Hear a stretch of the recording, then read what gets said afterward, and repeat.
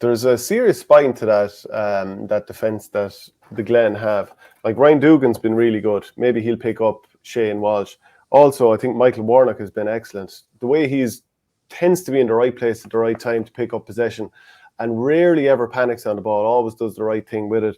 And then that midfield, Conor Glass and Emmett Bradley. Like, I mean, there can't be a better club midfield than that. So that means Craig Diaz and Ben Shovlin are going to have to be on their game. How efficient are the Glen, Shane? I think you have the two most efficient teams in the club game for quite some time coming up against each other here. Kilmacud Crokes, as I said before, they don't need to put up big scores to win games. They don't concede. They concede very little, so they can just need to maximum. You know, if they're up near 60% of their scoring chances converted, they're gonna win most games because they concede very, very little. The 14 points they conceded last day was the most they'd conceded since the Naas game, and then I think you had to go back another good while before they conceded anything like that. So yeah, and I do think one of our viewers there said, you know, last year's final maybe wasn't the best on the eye. I think this should be maybe more aesthetically pleasing, and some of those matchups, particularly probably Glass and Diaz coming up against each other, and you see how David Moore dominated the midfield the last day against Cairns O'Reilly's, and you're kind of thinking, like, if the Glen are really able to get a foothold here, you know, they have a really good chance in this game. Obviously, Crokes are probably marginal enough favourites going into it. This is the only place they wanted to be after last February. The whole plan was to get back here, right some wrongs. As I said before, Robbie Brennan has the Kilcoo lads lifting the cup as the screensaver on his phone. They've talked about it regularly. I don't know, maybe were they was that hanging over them a bit in the semi-final because it was a poor semi-final performance by their standards this year, but they're back exactly where they want to be.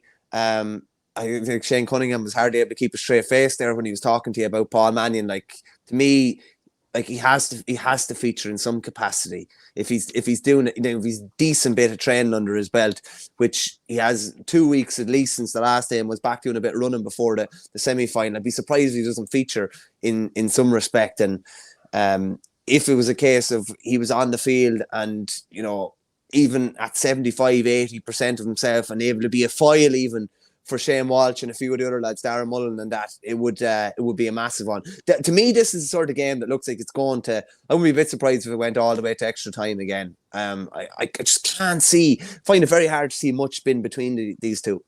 Yeah, one thing that stood out to me in the semi-final when Glen played Moycullen is a lot of their points were absolute pearlers. Now, they had several wides as well throughout the course of the game, but I don't think it's one of those things that you can survive on for an entirety of the game, is cracking points from distance. So they'll have to be working scores in. And to be fair to them, they were very good at bringing the ball up the field and manipulating it from side to side, much better than Moycullen were at that. So, like, in terms of how they bring the ball up and get it to Jack Doherty and Danny Tallon and so on and so forth, I thought they were very good at that.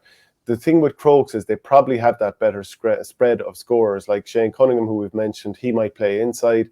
Shane Horn, Hugh Kenny scored 1-2 the last day. He got man of the match. Darren Mullen is understatedly brilliant in most games. And then, of course, that's before you get to Shane Walsh, who, of all the forwards, given the billing going into the semi-final, was probably relatively quiet. He had a great matchup with Cormac Coffey, who stuck with him really well throughout that game for the most part.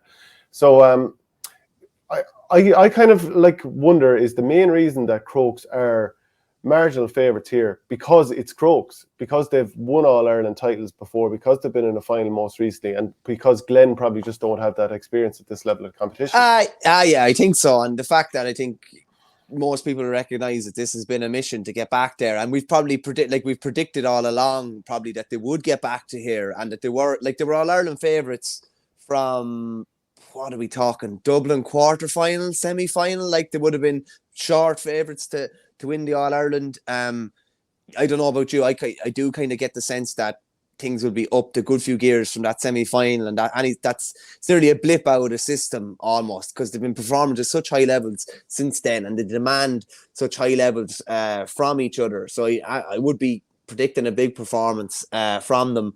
And as I said, if Paul Mannion can play some sort of a part, that would be a huge bonus to them as well. When you're going through the scorers there, like, Shane Walsh will top score most days, but it is a different lad chipping in at 1-1 or 1-2 with 3 or 4 points. Like, there's so many lads, can chip in from a Crokes point of view. That's not to say the Glen haven't got plenty of lads that can chip in. They definitely do.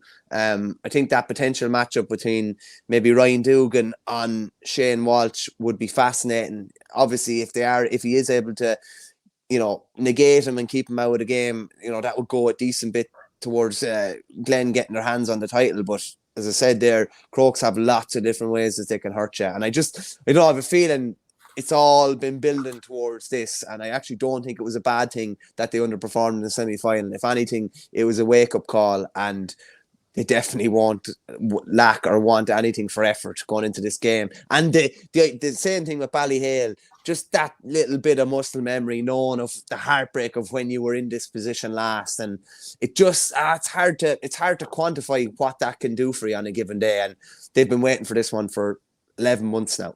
Yeah, and the two goalkeepers are important here as well. Obviously, Conor Ferris, and it wasn't all down to him, but the way it went, probably, that last goal for Kilmacud, and then even the last day towards the end of the game when he gave away a bit of a handy score and looked a little bit ruffled. Conor Bradley on the other side as well, the keeper is going to be huge. Emil89 says, Crokes good, but could be so much better with all the attacking football. People say you can't play like that, but didn't Corofin win 3 in a row only 2 years ago playing that way? Maybe I'm too idealistic. I couldn't help but go for Crokes because of all the players on the field, the X factor is Shane Walsh. And if he'd been fit as well, you'd probably be saying the next X factor was Paul Mannion. So maybe he'll feature also. What way are you going? Yeah, I'd go probably Crokes to lift the cup, I'd say. Maybe not after normal time, maybe after extra time.